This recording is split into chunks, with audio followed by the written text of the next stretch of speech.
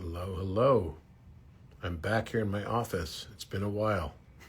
I'm excited to be back and share some latest work with you guys. It's been kind of coming in fast and furious this past couple of weeks, I'd say. And so before I get too far along in this, I'd kind of like to bring you along a little bit on this journey and see where this might be interesting to you. And I love you too. Thank you. And happy to share this stuff with you. I was in Mexico for about a week, and I was there with Matthias and DJ Anna and Dear Jade as well, and we had a great time for sure. And also, there's been some big discoveries that have happened. I was there for the equinox, but there's also been some very large discoveries that have come out, and some suggested discoveries as well from the SAR data that's come out from these Italian academicians who have used the synthetic aperture radar technology to be able to kind of see underneath the Khafre pyramid, which I didn't think necessarily was, that profound until I found that Vinci had encrypted it into the Khafre pyramid that he had depicted that I posted about a year ago exactly. And that got me kind of really interested, because then I knew maybe there is something to this, because why would he be posting that? And then also there's been a lot of work I've been doing with Robert James Comber and some other new downloads I've been getting related to the Ark of the Covenant and how this is all somehow tying into this. So I thought before I get too far in here that I would share this stuff with you. You can make of it what you will. A lot of it is a work in progress. And, a lot of times people ask me, how is it that you see these things, or you somehow kind of come to these conclusions? Aren't you just kind of reading your own intuition? And yes, I guess I would be reading my own intuition. And a lot of times people ask me as well, how do I know that my intuition is correct, or how have I learned to trust my intuition? In fact, at the very beginning, I didn't trust my intuition. I would say that things moved a lot slower because I didn't trust my intuition. In fact, I put all kinds of roadblocks up because I needed a lot more proof. And I needed to understand exactly what I was seeing, and I needed to have a lot of evidence to back everything up, and that definitely slowed things down a lot. But since then, I've learned to trust more and more my intuition, because you get an intuitive sense for things. I think part of it is related to this performance of 10,000 hours. If you've ever read the book by Gladwell, which basically talks about getting to a level of expertise. Malcolm Gladwell talks about this expertise level happening at 10,000 hours of anything that you're going to continue to work on. And this was in his book, Outsiders. And this was fascinating for me when I first read it. I think it was around 2005 or something when I first read it, maybe 2003. And it was profound, because I realized that whatever you spent about 10,000 hours on, you could achieve a level of expertise on. And I think this is also true with starting to read your own senses and read your own abilities.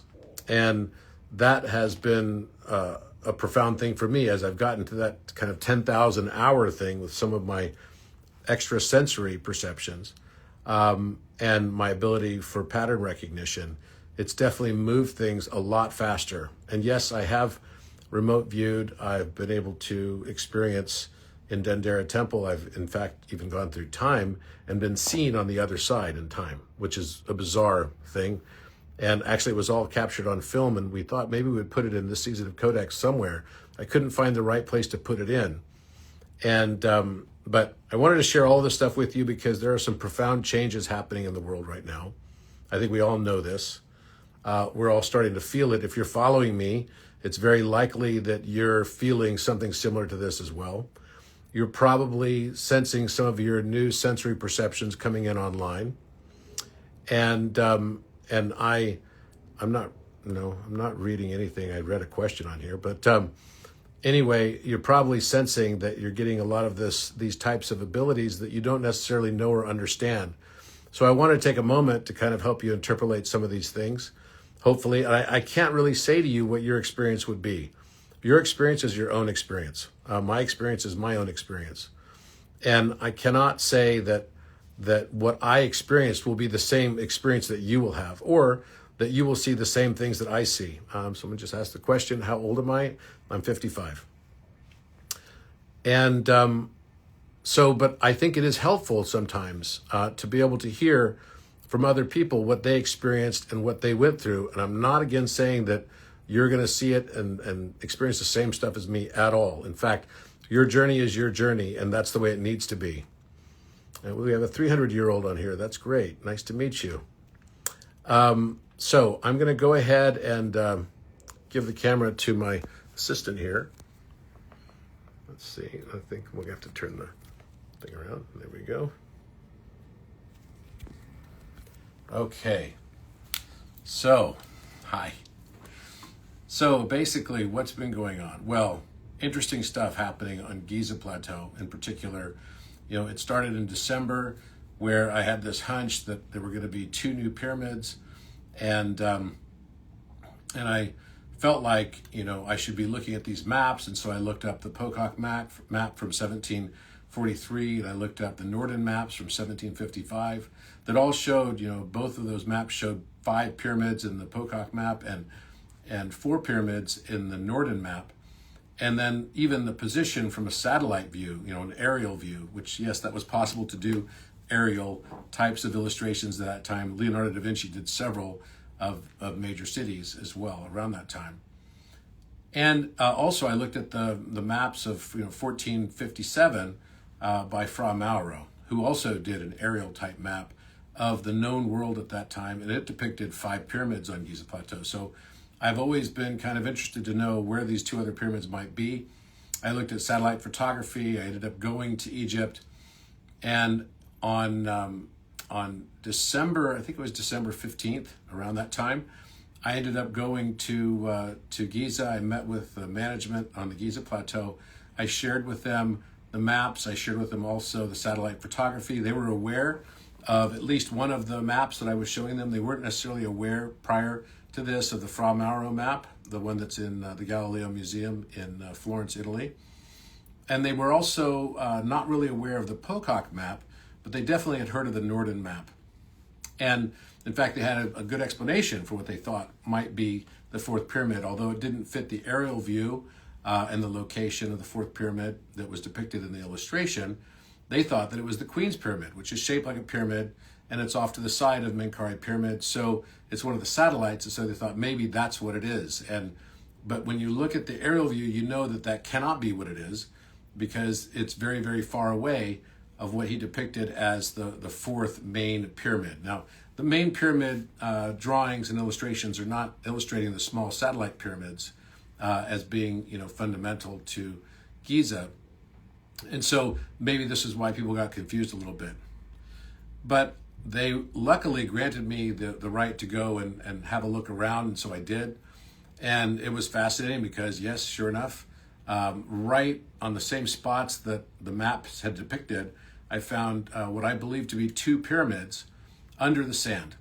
And not only did I find the pyramids under the sand, the exact shape of pyramids as well, the slope angles also matching musical scales and the missing notes on the musical scales, but also I was able to find blocks. And I posted it on Instagram, and so anyone can go and watch that. If you go back to my post in December, you can find those posts that I did on this.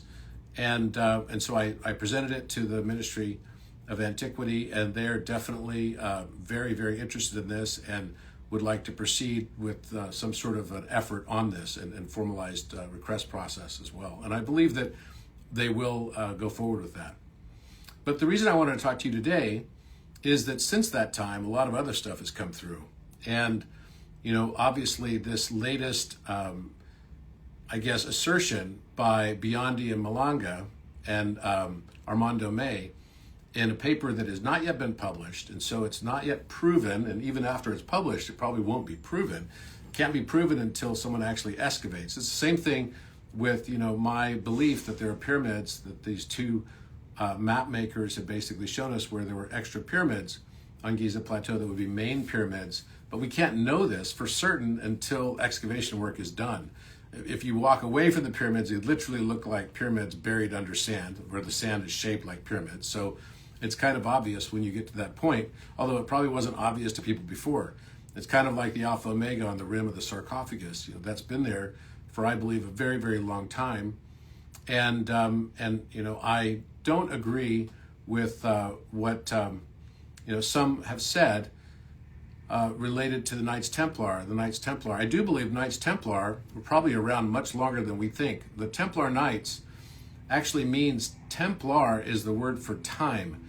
Temp is the word for time in French, and tempus fugit, you probably know that, you've probably seen that. It's a Latin derivation also that relates to time. So whenever we see the word temp or T-E-M-P, that has a relationship to time. So Templar, you could say, could actually be translated to be the Knights of Time.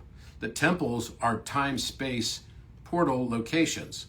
So Knights Templar, again, these are not the same thing as Freemasons, although many of them were definitely devotees of Hermetic wisdom. Knights Templar were the protectors, they believed, or guardians of the knowledge of time. Now that by itself is quite substantive, and there's a whole other discussion we could have about Templar Knights, but one of the Grand Masters believes that the Alpha Omega was placed on the rim of the sarcophagus in around, something like the 12th century. I don't believe that's the case at all. I don't think that could be done. If you look at it from the perspective of the number of inches it is from the corner, it's matching the proportions precisely of the room. And the room itself is related to a 2-to-1 rectangle that is identical to what we see in the sky of our North Star position. So our North Star position today is Polaris, but 6,000 years ago, the North Star was in Thuban. It was Thuban, which is part of the Dracos constellation, the dragon. And 6,000 years before that, it was Vega, which is part of Lyra constellation. And before that, 6,000 years, again, it was Deneb, that's part of Cygnus constellation. I believe that we'll be going into Deneb again. Now, that every 6,000 years, we have a shift in what our pole star is and what becomes our North Star. And this is tying to the precession of equinox, which is only actually a 24,000 year cycle. It takes 24,000 years by the way we reckon time or that we look at it because of mass time dilation. And we've just finished the long side of the cycle, and there's a shorter side of the cycle that we're going into now with the Age of Aquarius. Now, with this, if you imagine that the Earth has a wobble that takes 24,000 years to go around, right, and that trajectory is going to create a rectangular shape in our position of our North Pole pointing to one of those 4 stars. Again, right now we're in Polaris. We think that it's a gradual, but we don't necessarily know because we haven't been tracking it for so long. So we may not know exactly that this is a cycle that happens exactly every 6,000 years, but even mainstream science would have to say that with precession, if the Earth just wobbles to get there, eventually you will wobble into the position of each of these stars being the North Star. And this is very much mainstream science, what I'm telling you right now. So with that, if the King's Chamber is actually matching the 2-to-1 rectangle of the 4 North Star positions, and we also could see that the astrological symbols are etched into the walls, then those astrological symbols are basically telling us a story of the precession of equinox. The word precession means to go backwards. The word procession means to proceed and go forward. So when we have precession, we're going both forward and backward at the same time. On one cycle of precession, 1 day equals 1 degree of that rotation. But on precession, 1 degree of the rotation of, what would be a 24,000 year clock would be 66.6 years. And if you're equating it to the long side of the cycle, it would be 72 years for each of those 1 degree positional points. So with this, we can now start to see that possibly the Great Pyramid could operate like some sort of clock. And we have actually mapped out all the constellations on the walls inside the King's Chamber. But one major question remains. These faces on the walls And you could find the face of a man on one wall, the face of a bull, Taurus, on another wall, the face of an eagle, Aquila, on another wall. And then on a final wall, we have the face of a lion, which would be the west wall. So the north wall has the bull, the west wall has the lion, the south wall has the face of a man, and the east wall has the eagle. So in each of these positions, these become important points that relate also to another thing that has been an enigma throughout history in mythology and religion for thousands of years, and that is the Ark of the Covenant. So what is the Ark of the Covenant? And what is the mythos around the Ark of the Covenant? Now, the reason I wanted to talk to you about this is because just last week, on March 26th, so many things are coming out so quick, so fast, the CIA released documents related to a project that they had of remote viewing that in 1988 they claimed, and these documents were released under Freedom of Information Act, and I read them just in the last several days. They claimed that they found through remote viewing the Ark of the Covenant, and it had been located in Ethiopia, which many had believed it might be there. The Ark of the Covenant was said to have been housed, of course, in the Temple of Solomon until the time of about 587 or 589 BC, which was the time of King Zedekiah in Jerusalem. And this is when Nebuchadnezzar attacked Israel and got control of Israel and took the children of Israel back into captivity, into what I would call was Neo-Babylon at the time. So Babylon, and this is the Mesopotamian Babylon. So King Nebuchadnezzar, you might remember from the Bible, this is all related to the books, especially related to Ezekiel in particular. And it also talks a lot as well about the time of when the Ark of the Covenant was built. So the book of Ezekiel is talking a lot about that period of time when Moses was commanded to construct an ark. And the Ark of the Covenant was to be 2.5 cubits, and this is biblical cubits, by 1.5 cubits. Now, we have different cubit sizes. 1 cubit that we refer to often is the Egyptian or the Royal Egyptian cubit, and that's 20.616 inches. And that 20.616 inches equates to 1.718 feet. That's a Royal Egyptian cubit. But the biblical cubit has some controversy around it because there are measurements that range from 17.5 inches all the way up to, the most common is about 18 inches.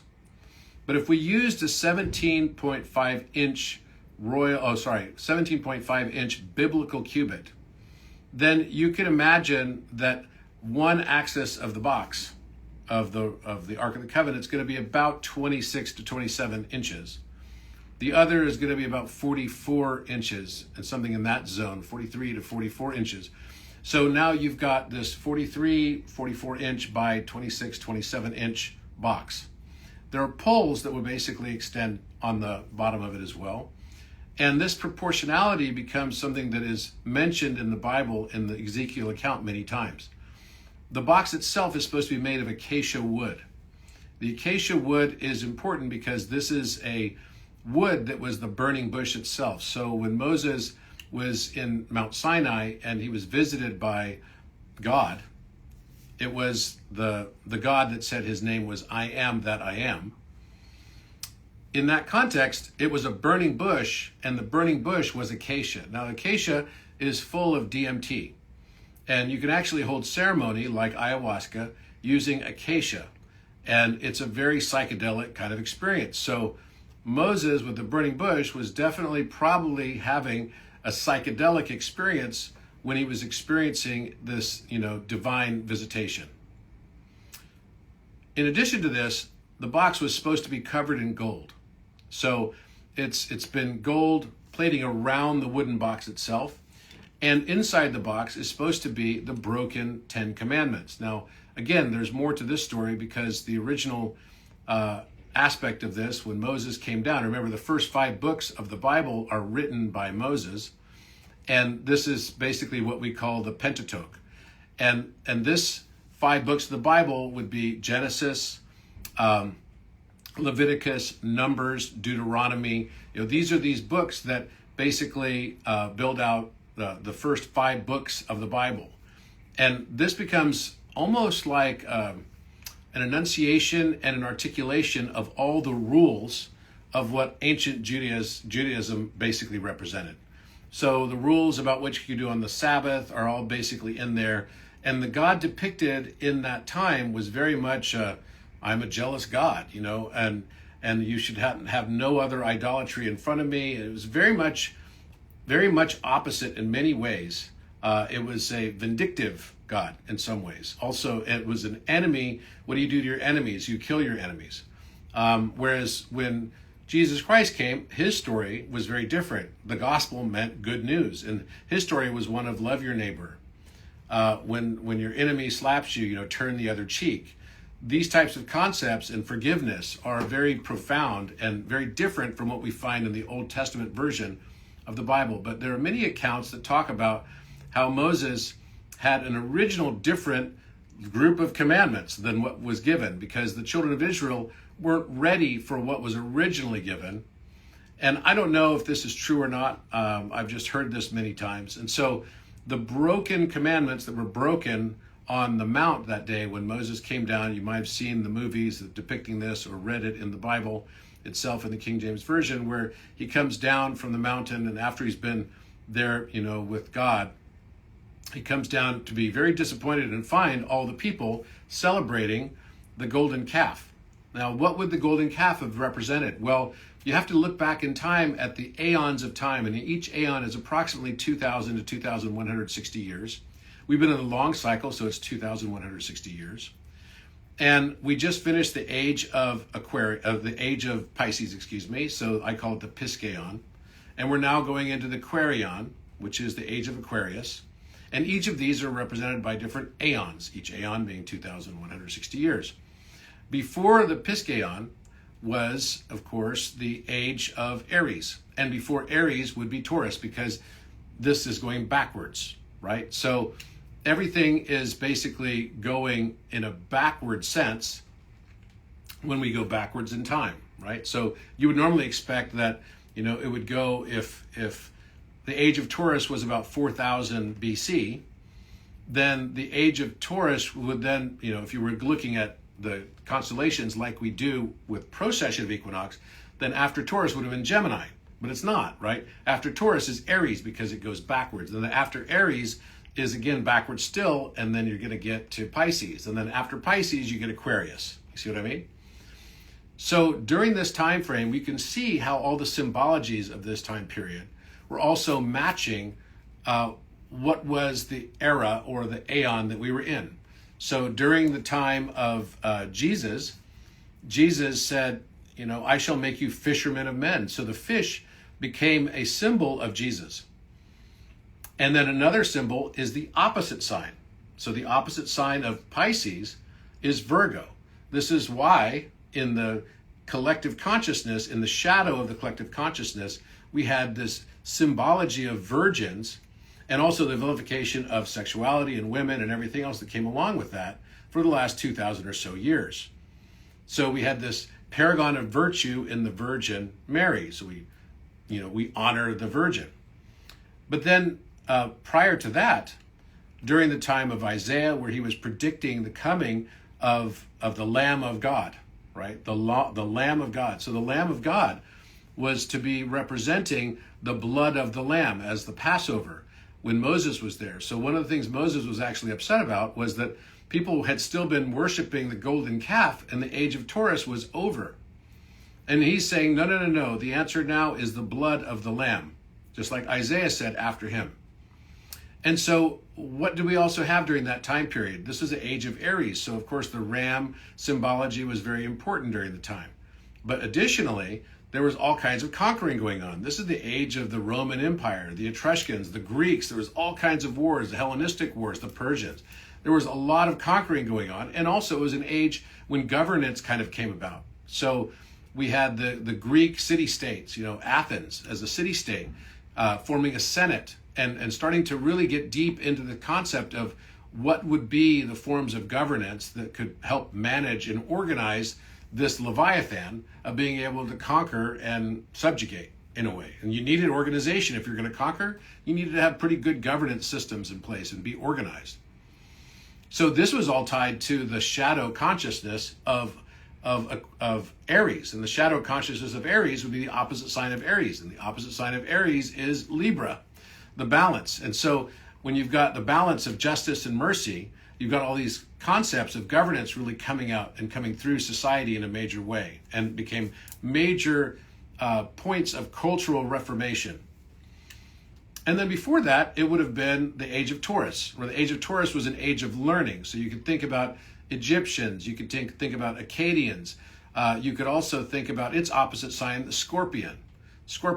So the opposite sign of Taurus is Scorpio. So often the reference to the Egyptian pharaohs would have been Scorpion King. This was part of the collective consciousness. But there was definitely an age of learning and expansion of civilization during those times. And so you can see now, as we move into Aquarius, we're moving into independence. We're moving into self-sovereignty. We're moving into a whole new way of how we look at the world and how we see our place in the world. We're also moving into the concept of resonance. You know, the last 2,160 years has been two fish swimming apart, held together by a rope. And that's been Pisces.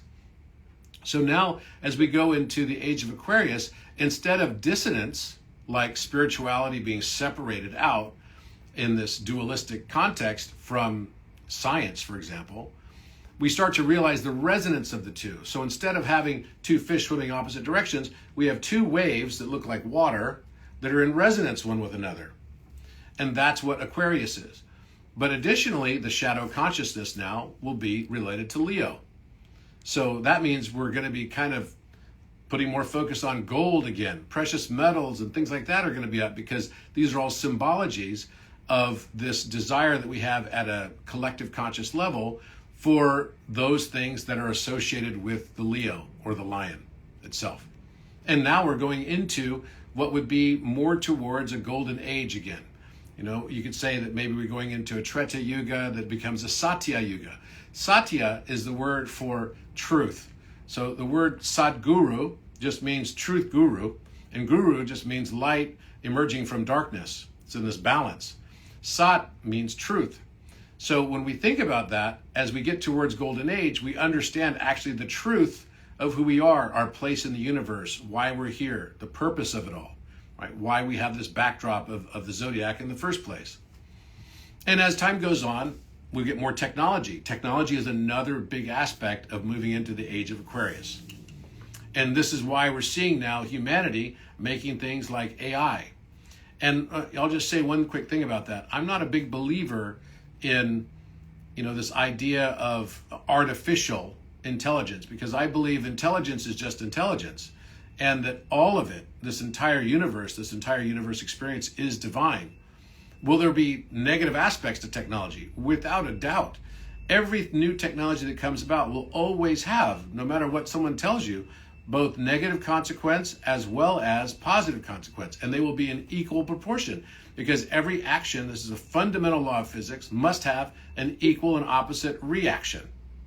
And we'll never be able to get away from that. So if someone says to you, oh, this new technology is only going to bring good with it, they just haven't fully understood the new technology yet, because everything will bring equal good and bad associated with it. And maybe there's something to be learned here about the transcendence of even understanding what this relationship is between good and bad. Now, people ask me all the time, what is discernment versus judgment? And I've come up with recently a different way of looking at this that I feel like it really matches how I feel about it, and it may be helpful to you. And that is that discernment is when you have the ability to see patterns in your life. These repetitive patterns that keep happening to you. It might be in relationships.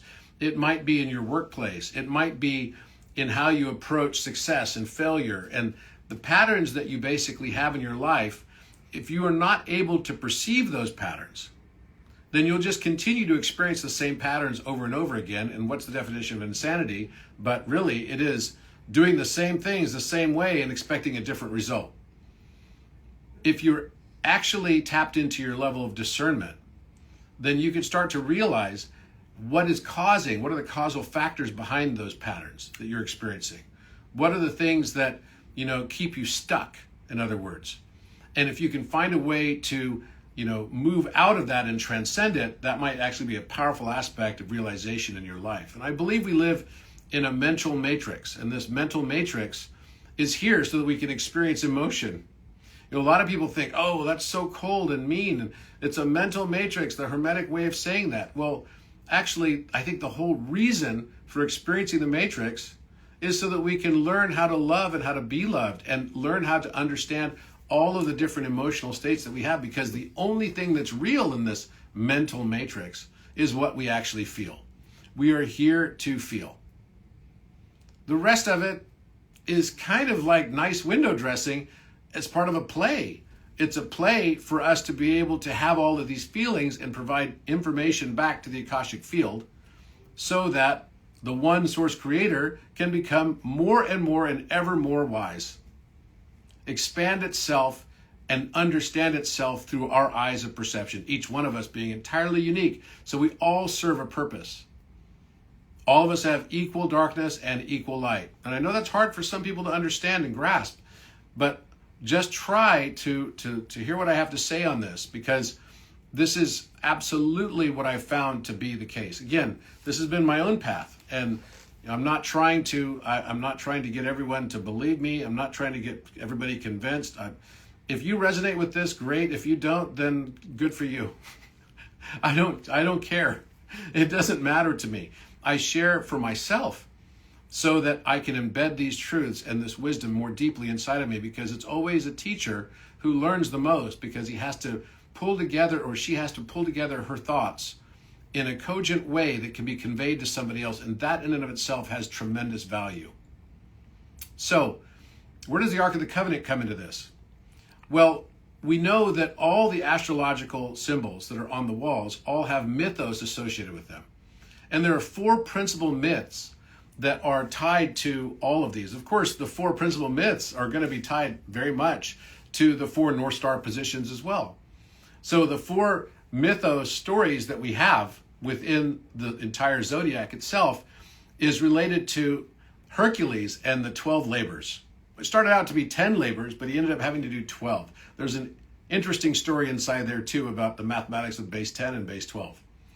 But if you know the story of Hercules, Hercules was born and immediately, because it was a bastard child of Zeus, his father, Hera, the wife of Zeus, was upset and jealous, and she made his life very, very difficult. In fact, when he got married and he found the love of his life and he made a family with them, she basically kind of possessed him so that he felt kind of crazy, and all he could see was monsters in his house. And so he went around killing all the monsters in his house, only to find out to his horror later that the monsters he thought he'd been killing to save his family from were actually his family members. And so this was a terrible trick that Hera played on him, that he would basically shun himself and want to exit life in a way. But his path to redemption was through the 12 labors.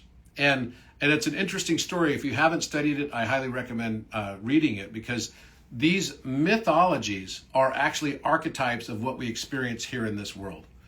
If the only thing that's real is what we feel in this life, then mythos takes on an ever more increasingly important role in our expansion through this matrix of mind. And all we have to do in the matrix of mind to be able to advance forward is to become consciously aware of our patterns and of the learnings themselves.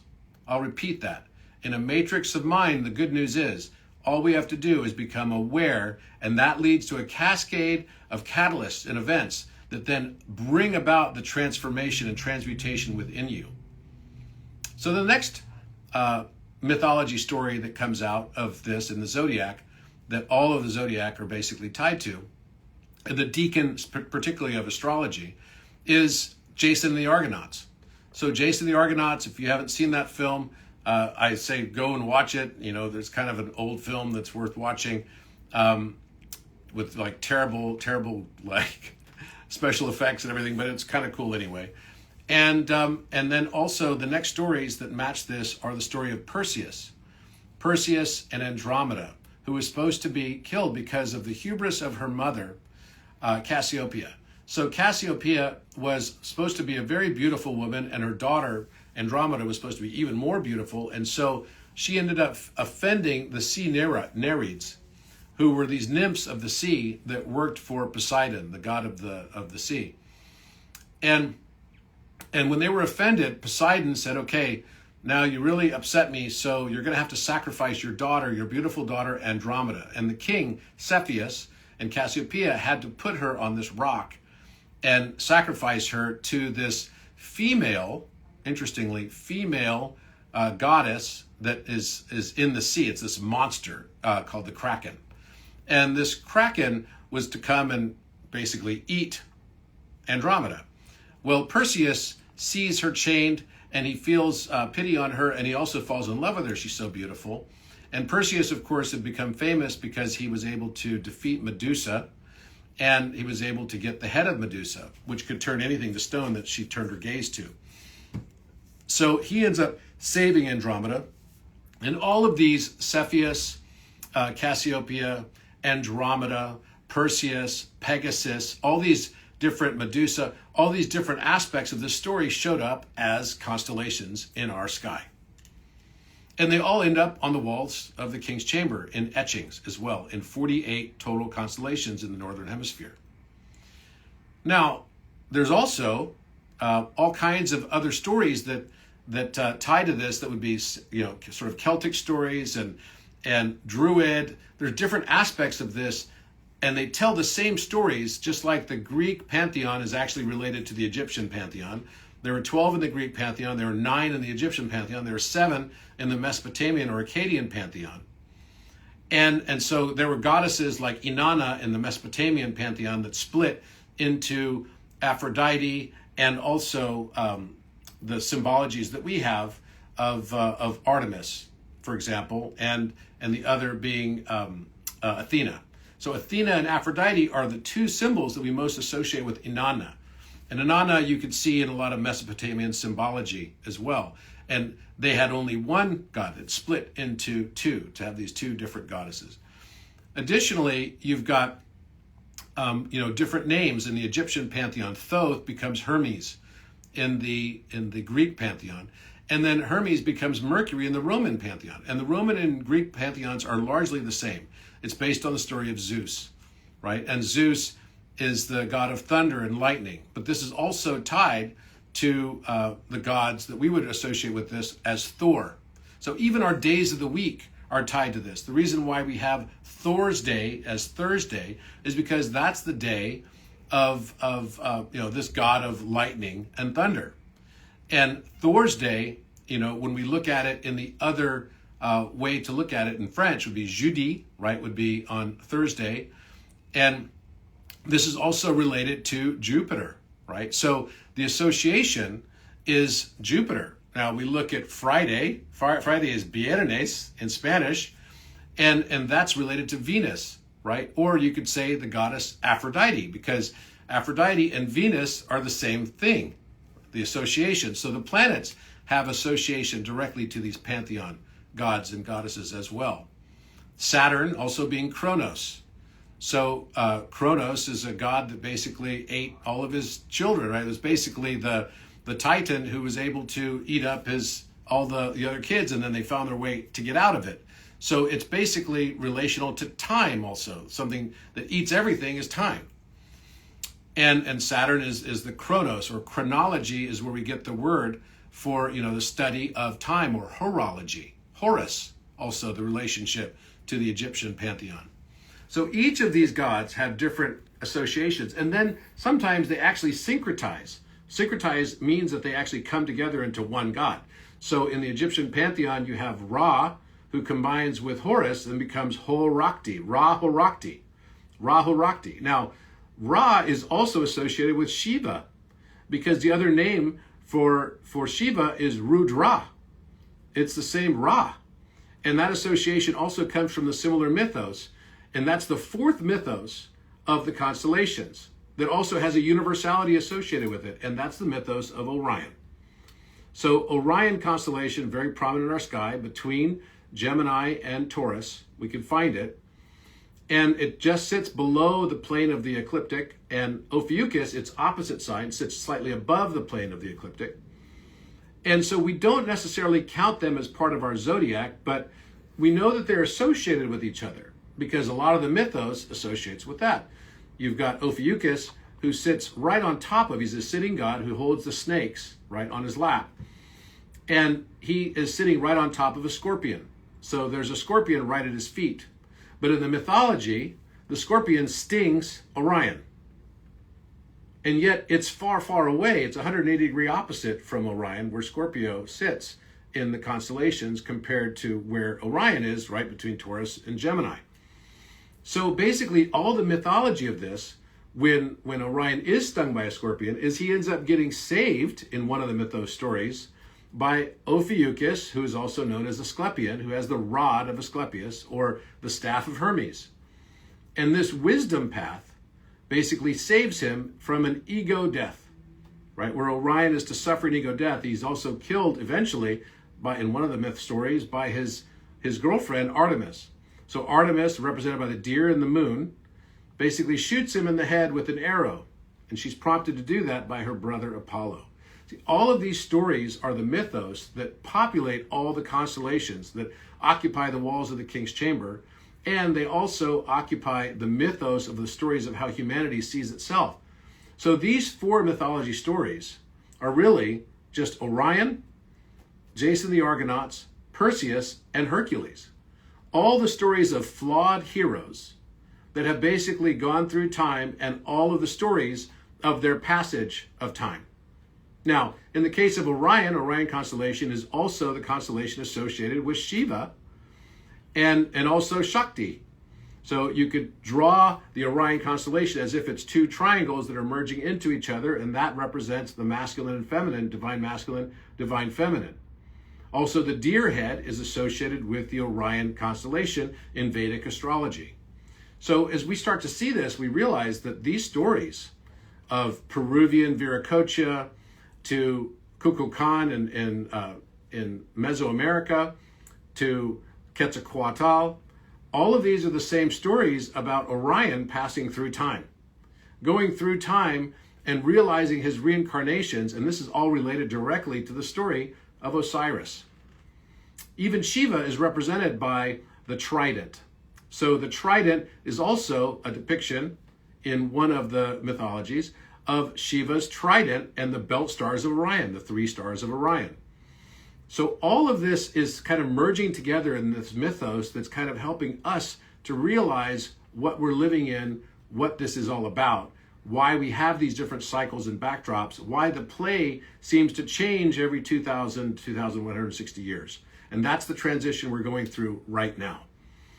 So I, of course, started thinking about this because as soon as they released the information related to the Ark of the Covenant, which again was supposed to have been taken out of Jerusalem and taken out of the Solomon's Temple when it was destroyed in about the late 580, 590 BC, and this is it was during the reign of King Zedekiah and Nebuchadnezzar sacking of Jerusalem and taking the children of Israel into captivity. So the Ark of the Covenant, where did it go? Well, the Ark of the Covenant was believed to have gone underneath, at least for a while, into the caves of Zedekiah. And it was held there for quite some time. We don't know how long it was. The rumors of how long it stayed there range quite dramatically. Some of them say that it was there for over 1,000 years. So this is almost 600 BC. So you're looking at, something like 600 years just at the time of Christ. I happened to go in those caves in 2018, and I found a mound of quartz crystal in the rest of the caves, and this is the quarry also where Solomon's Temple was built from. It's a sandstone, limestone quarry. And basically I jumped the fence where it said, "Do not enter," and I went deep into this cave. You can only enter it from the Jordanian side. You can't even really go in there these days, I heard. But I was there for a state dinner, which was really interesting. I was supposed to give a speech. I said, I need to find the bathroom. And I said I got lost trying to find the bathroom. And I went deep inside the cave, and I found an Alpha Omega carved in the floor. I later learned about 2 years later that exact spot is where the Royal Arch Freemasons go to celebrate the location of the Ark of the Covenant. Since the year 1969, they've been celebrating it there on May 6th, and it happened that I was there on May 6th. Later in the evening, they had already finished, so we got there about 9 o'clock. They go in at about 6 o'clock in the evening and do this ceremony in the exact spot that I found deep inside this cave, where there's a carved Alpha Omega in the floor. But the very next day is when I found the Alpha Omega on the rim of the sarcophagus. And I felt like I was going to discover something. I didn't know necessarily what. I'd been drawing Alpha Omega in my notebook over and over and over again. I told several people, including Nassim Haramein and many people that worked with us at Resonance Foundation, that I knew I was going to have some sort of discovery and find something. And sure enough, I did, in both Jerusalem and also in the Great Pyramid. Now, what happened to the Ark of the Covenant? So the Ark of the Covenant was supposed to be there inside of Zedekiah's cave in this spot that I mentioned. It turned from limestone into quartz crystal. But some believe it was taken down to Elephantine Island, where there was a Jewish community. And Elephantine Island is next to Aswan. I've been there several times, and there's a little place in the temple of Satet. And Satet is the Egyptian goddess name for Artemis. And so this was supposedly taken into the temple of Satet and kept there underground in this little, kind of like cartouche or something that's inside of that temple. And you can go inside there now. I've been in there several times. And it definitely has some sort of hallowed or holy feeling associated with it. And Elephantine Island in general does. The elephant and the naming of the elephant is something that's also tied to the Hierophant card and tarot. So a lot of these symbologies, when we're in a mental matrix, you have to realize they all have different meanings, and it's worth your effort to go and look them up and to find out what those meanings are, because when they're showing up in your field around you, it's for a reason. So we don't know how long it was in Elephantine Island, but at some point it was believed to have been moved down to Ethiopia. Now, there are many arks of the covenant, and I actually believe that the original Ark of the Covenant the name was actually the Arcturian Covenant. Now, what are Arcturians? Arcturians are future humans that have transcended beyond time and can basically pop in and out interdimensionally of different time-space realities and domains. And I've talked about them before, and the Arcturian Covenant was to shepherd all of the different aeon transitions through time, so that these guardians of the galaxy would help make these transitions as smooth as possible. But every 6,000 years, there's basically like a reset. And this is why our history is not more than 6,000 years old, even though we could find places like Göbekli Tepe and places like Chinchero in Peru that are clearly a lot older than 6,000 years old, more like 12,000 or 13,000 years old. And possibly the Giza Plateau itself is probably much, much older than what we believe. So as we look at this story of the Ark of the Covenant was supposedly lost. Now, there are many different stories that happened, that some believe that the Ark was taken out of either Elephantine Island, or it was taken out of Zedekiah's cave and taken by the Knights Templar.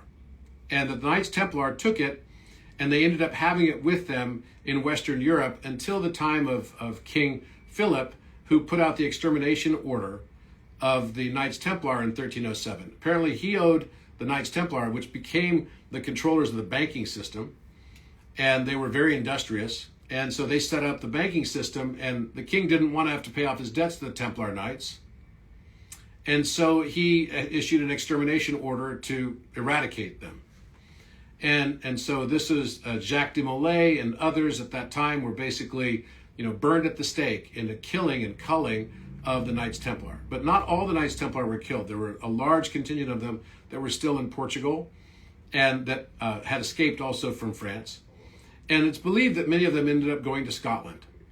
So, and they actually fought alongside Robert the Bruce in the famed film, the story of William Wallace in Braveheart. If you actually look at the real story, there were about 48 Templar Knights that were with Robert the Bruce when he defeated Edward de Longshank's army to win his crown, where he was eventually crowned in Stirling. I think it was in 1314 or 1316. Now, all of this story then leads also to potentially even Oak Island, or to another place called Clavicairn, which I've been with Matthias and Jade last year around my birthday. We spent the night outside in Clavicairn, which is on the land historically that has been Castle Grant property, and we just knew we had to go there, so we ended up going there. It was freezing cold, and this is a famous time-space portal that's in the shape of Orion's belt. So there are 3 mounds in the shape of Orion's belt with large megalithic stones around them, making clock type system as well. Pretty much whenever you find Orion's belt somewhere, it's going to have some relationship to this space-time knowledge or time-space knowledge. Now, I've said before that number in itself is arithmetic, number in space is geometry, number in time is music, number in space-time is cosmology, and number in time-space, the knowledge that time both goes backwards and forwards at the same time, tells us and brings us purpose. Because then we start to understand. I was listening to Alan Watts this morning, and there was this little poem that he said, and I'm going to badly paraphrase it, but he said something like, there once was a man who said, damn, who looked around at everything and said that I am. And then he said, but one day he looked and said, I'm not even a bus, I'm only a tram.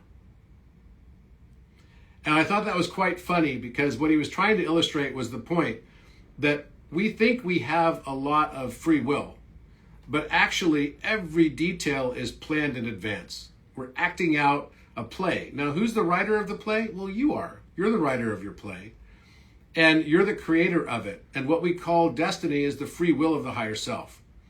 But I found it funny that he basically said that we're just like trams. We don't even get to steer our own car of where we're going necessarily, because even the choices that we're going to make, or that we have made, were known by us in some higher sense capacity or higher self capacity that we may not have been aware of at the time. But everything, even the decisions that we make to sit down or stand up, every detail is interlinked and is already set. So in some ways that gives us some comfort, because then there's really no mistakes. Everything that's happening is happening exactly as it's supposed to happen. And you would have to say the same thing is true for the Ark of the Covenant, wherever the Ark of the Covenant ended up. Some believe that they put it in the time-space portal that was at Clavicairn.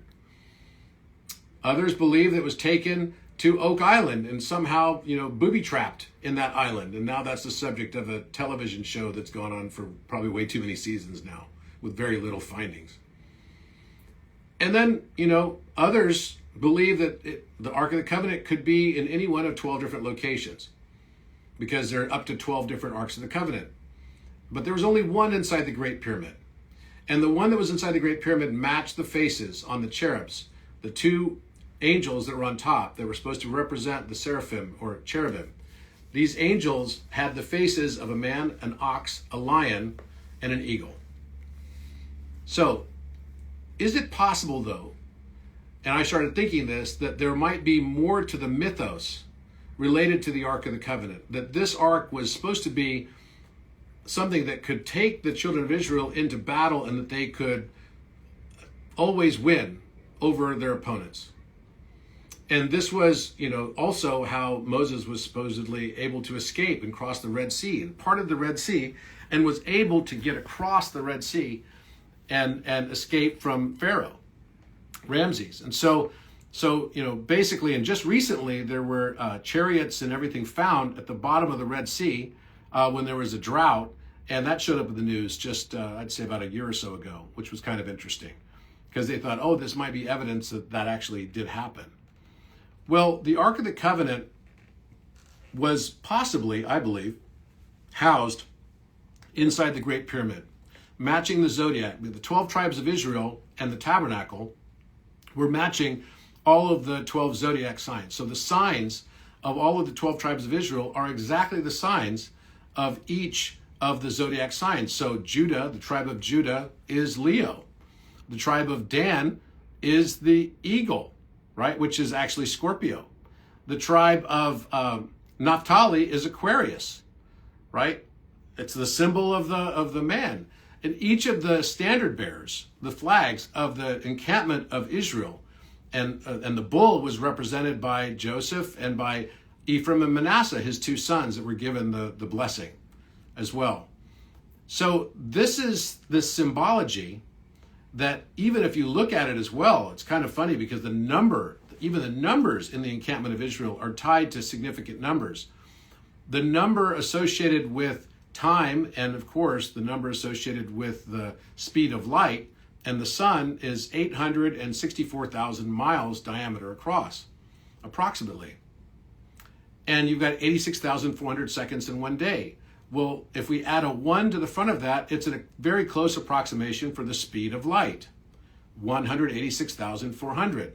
The number of the tribe of Judah and the representations of Judah as a fixed sign, so that would include the other signs that are adjacent to it, right? So that would be Cancer and Virgo along with it, the number for those people was 186,400. That's also a reference to the speed of light. That's exactly the reference that's in the Bible. Kind of funny. And additionally, in the tribe of Manasseh, and those represented by the bull, they had 108,000, which of course is a reference to the moon. And the reference to the moon becomes the radius of the moon, which is 1,080 miles. So again, it's like, wow, a lot of these associations just seem a little bit uncanny. It's a little too perfect. How could this be so perfect?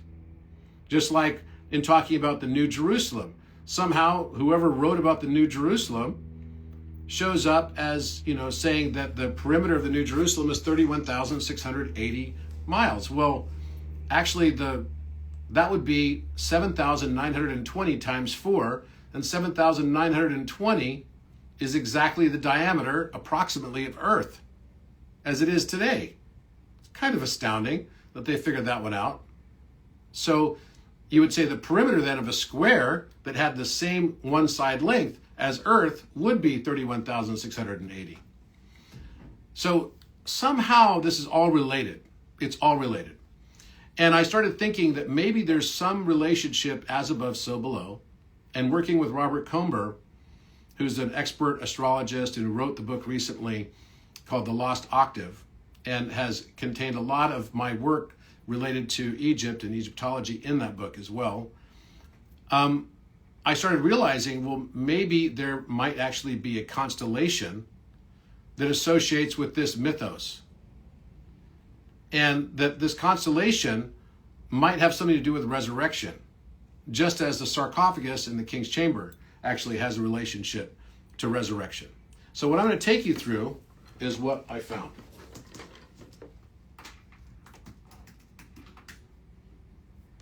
So this is actually a story that came out. So it basically says, just in secret CIA files claim the Ark of the Covenant has been found.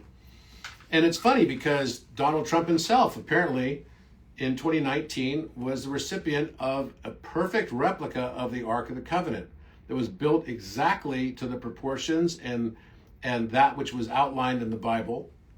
And it was supposed to be for some event that was going to be held there. And then there was some controversy that showed up around other pieces that might have been taken from, the West Bank, etc. So there was some controversy around it. So apparently Trump still has the Ark of the Covenant replica at Mar-a-Lago. And there's some belief by some people that might actually be the real one. Who knows? And here's actually a picture of it.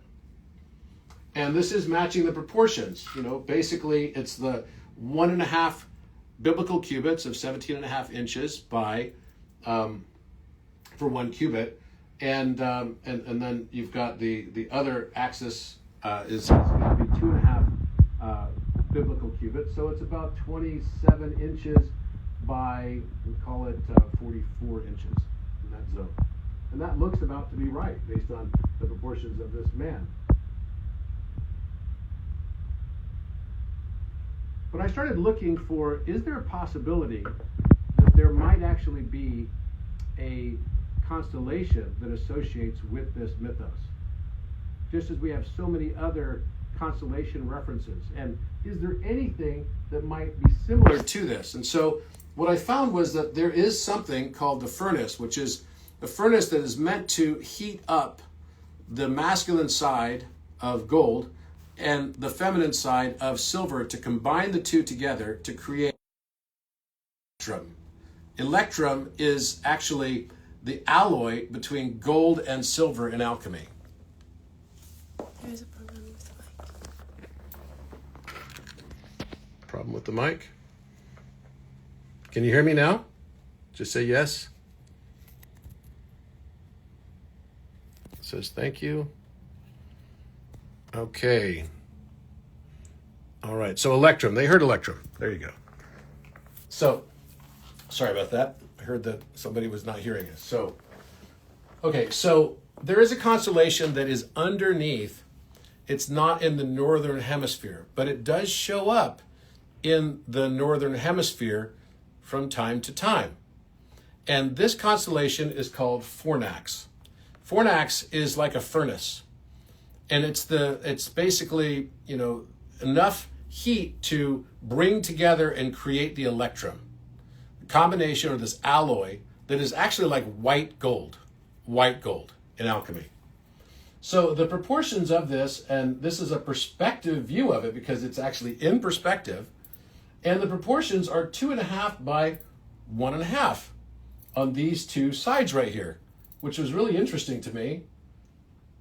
And I found that if we looked at it from Aswan, southern Egypt, and this is the proportion of the arc, if we looked at it from Aswan, you would actually be able to see it in late November and December, which is also around the time of the winter solstice and the birth of Osiris. Osiris born on December 21st.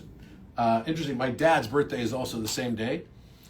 So December 21st, and then basically it will stay in the sky. It will dip down before it goes down beneath the horizon again when viewing it from Aswan, southern Egypt. And then it will basically peak again and then go out of sight. So this is like a resurrection, as it were. And so I started looking more into this, and I wanted to see what the depiction of Fornax would look like. What, Instagram Live. So we're doing, so basically we wanted to see the depiction of Fornax here, which looks like kind of similar to an Ark of the Covenant. And also the proportions of it are matching the proportions that we see of the Ark of the Covenant itself. And so this is, a way to look at this. There's a bunch of apparatus around this, and it's close to Cetus. And Fornax shows up all the way until April timeframe, around the time of the Passover, and then it goes away. This is representing the resurrection. So interesting that it does this every year for us in the southern part of the northern hemisphere. So I asked ChatGPT, can it be seen in southern Egypt? Yes, Fornax can be seen from southern Egypt and under ideal conditions, right? So you have to be at roughly 22 to 25 degrees north, and this is south enough for Fornax to just rise above the southern horizon. And the best months to look at it are November to February, but I looked in another search and found that it goes all the way up until April. And it actually peaks out again in that time frame. Now it's funny because I have, this is my house, and I have my own little altari set up. And in this, you can see I have my own little Ark of the Covenant that I bought at the Knights Templar shop in Portugal. And I've got my little Holy Grail here I got at Scotland. And I've got my Ark of the Covenant. It looks just like this, that I got as a little replica in front of a tree of life right here. And, it's kind of a cool little thing I've got. And then 7 candles around it. And so I started looking to see maybe there's some relationship also to the sarcophagus, that it actually can fit the mythos of this. So I wanted to see more of Fornax. And I was working on this with Rob Comber as well. And I was able to link together the major stars of this and notice that it looked like there were like almost wings coming out of the top of it. And you can see here it creates this box that is supposed to represent this furnace, the thing that creates the electrum. Now, you could say that the Ark of the Covenant is also mirrored inside of our brains and the anatomy of our brains. So the thalamus has wings on it that look like the Ark of the Covenant wings. And then when those wings touch each other, that you're basically merging the left and right hemispheres of the brain, achieving a higher level of male-female balance. So I thought about this as wings, maybe, right? Or the two hemispheres of brain. And the story in Mythos matched that of the Ark of the Covenant as well. So Fornax is visible from Aswan between November to April. It goes basically down in Aries, and we're in Aries right now, representing the birth and the winter solstice and resurrection of Osiris and Christos at the Passover.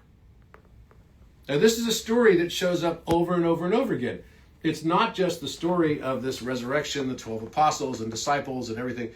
You can find videos that explain this, that this is the story of Krishna, Mishnah, Horus. I mean, you could literally go through the story over and over and over again, and the December 25th reference is also a reference to Osiris.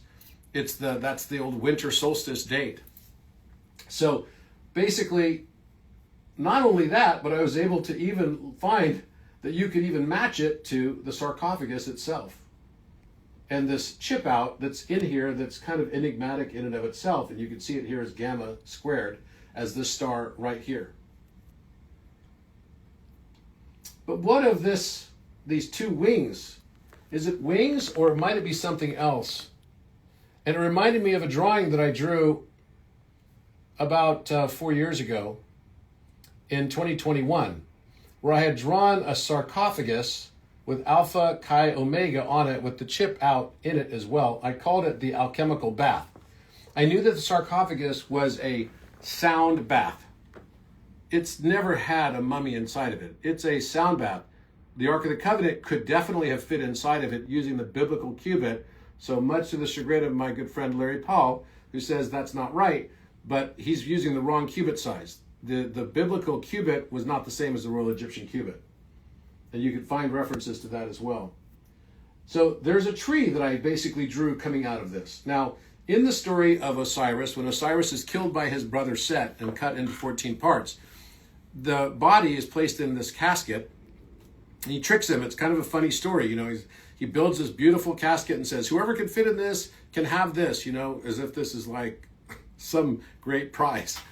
And of course, Osiris, in his boastfulness, he gets into the casket, and the moment he gets in the casket, what does Set do? He slams the lid shut and basically locks him in there and throws him into the Nile and kills his brother, and then cuts him into 14 parts. And the missing 1/14 of his penis is missing forever. Now, that could be that, as I've said before, that it was because it was eaten by the fish, or it was taken by Nephthys, who was the woman he had an affair with, who was the wife of Set, and who together with Osiris had this child named Anubis, right, who guards the underworld.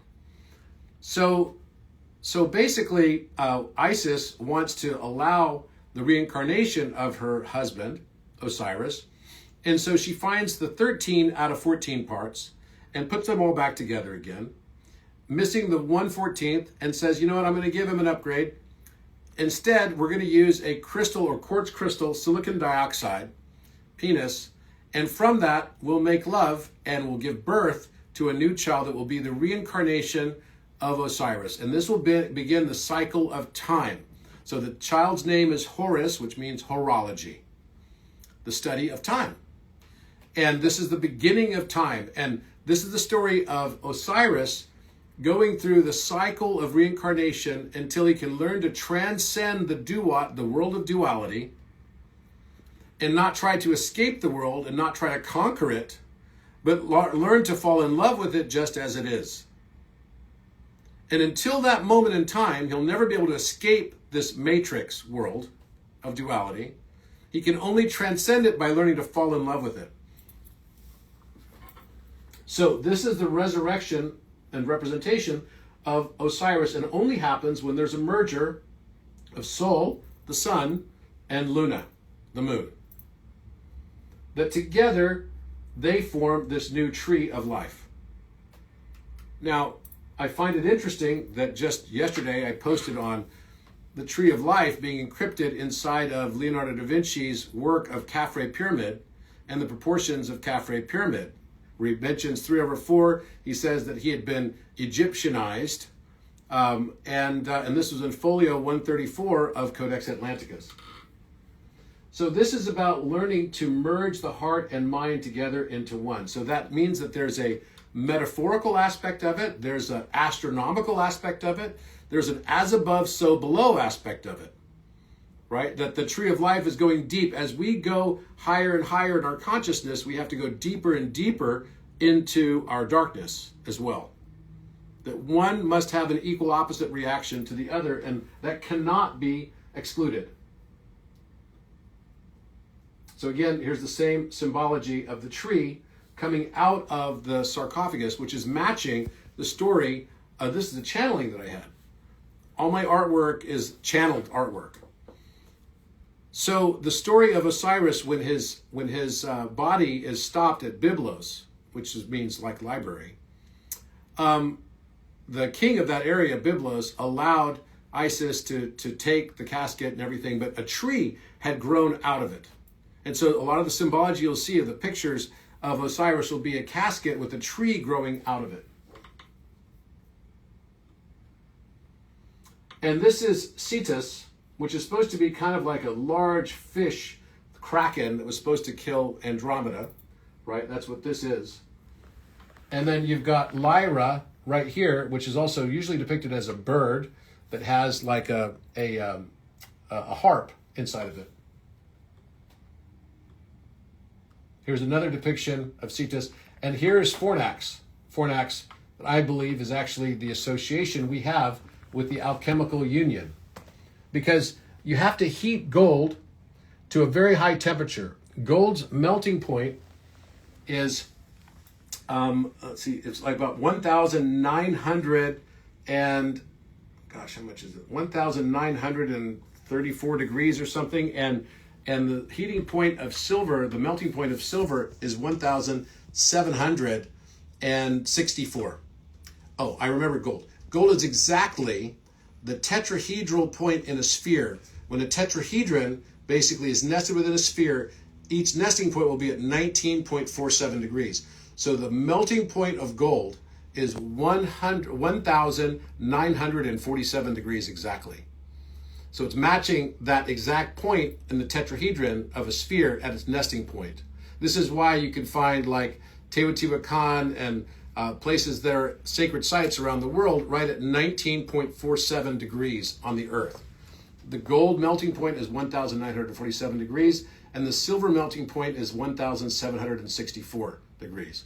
Incidentally, that was the year that I believe Saint Germain founded a company called Baccarat Crystal, which is quite well known today.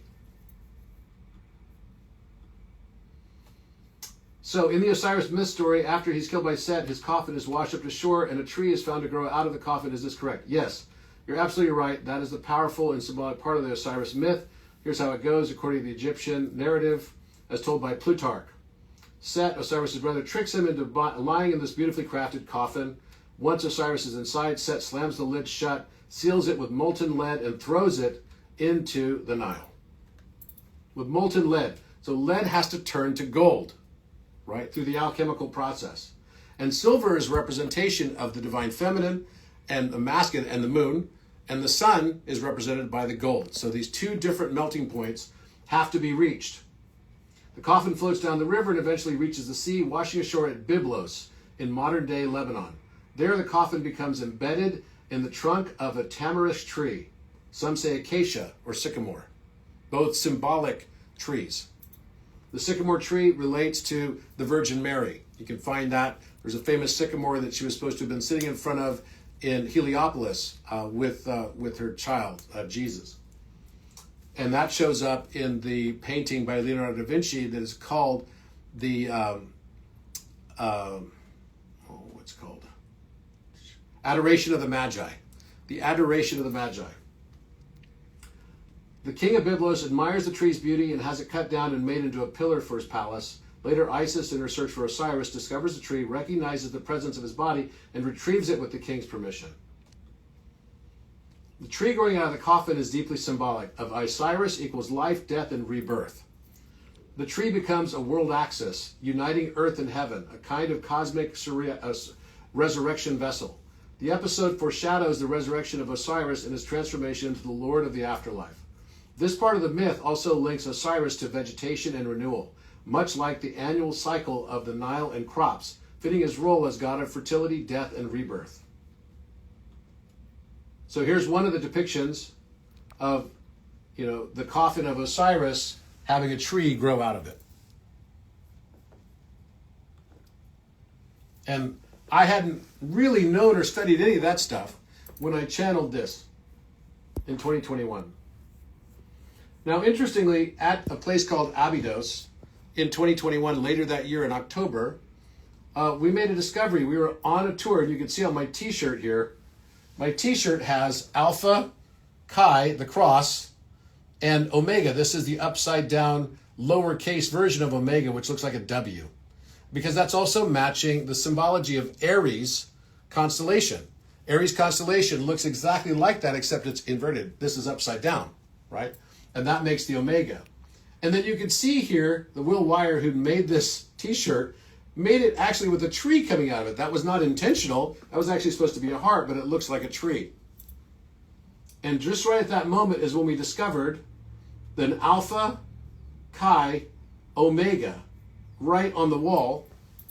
And you can see the faint outline. This is the main wall here at Osirian, which now you can only go into on private visit. You can see the trunk of a tree here and a tree coming all the way out of it. And these are raised, so you can see the Omega is raised. How can that be a graffiti? Good luck with that. That's not going to easily happen. You can see the X right here and a flower or a rose in the center of it. This is one of the oldest sites in all of Egypt. And then an A shape right here. It's matching this right here. I wasn't even the one who discovered it. The whole team discovered it. Now this is inside the king's chamber, and here you can see the sarcophagus is placed next to the Gemini section of the wall. So Taurus would be to the right, and here you can see an acacia tree. This is a root system right here. These are the roots coming down. Here is the trunk of a tree, this line, this other line right here, and then the tree is coming right here, and it's right next to where the sarcophagus is. We know the sarcophagus was originally in the center of the room, but maybe this is why somebody moved it to closer to here. And there are two dragons that are biting into this tree. Here's the eye of one of them, and its mouth is here, open. Here's the eye of the other one, and its mouth is here, open, biting the tree, and then it makes DNA that goes all along the north wall. But this is the tree of life coming out, right? And it's an acacia tree in this particular instance. Because you know it's acacia, because acacia has its root system that grows above ground like this.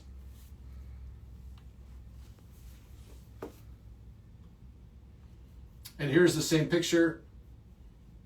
It's the A shape. This is indented and impressed. This is what's called embossed. This is debossed. And Alpha and Omega are opposites of each other. And then an X right here. And then it looks like it's in some sort of box that might represent a coffin.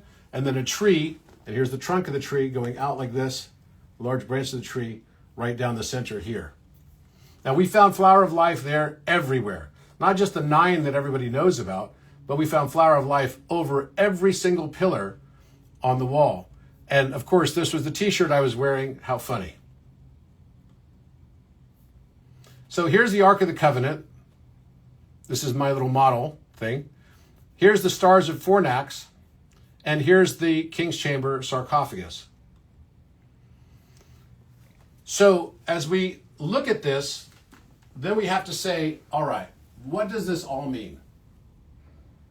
Is there some deeper hidden meaning in all of this that we can basically derive out of this? And I believe that it is that the Ark of the Covenant is actually matching today what we are experiencing internally. It's not a coincidence that now all of a sudden there's all this talk about the Ark of the Covenant. It's part of our consciousness and our expansion of our consciousness.